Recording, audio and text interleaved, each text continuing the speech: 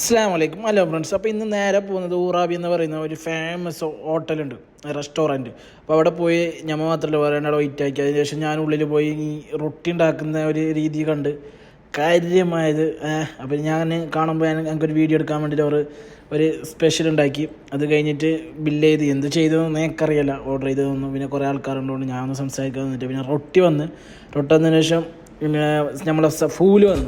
Main എടുത്ത San ഫൂല് വന്നു. അത്ര അറബികൾ മാത്രം ഉണ്ടായിരുന്നത്, പിന്നെ ഞങ്ങളും വേറെ ആരൊന്നും ഉണ്ടായിരുന്നില്ല. പിന്നെ ഒന്നും പറയണ്ട, ഇതുപോലെ ഇങ്ങനെ കുഴച്ച് അടിച്ച് തമരടി.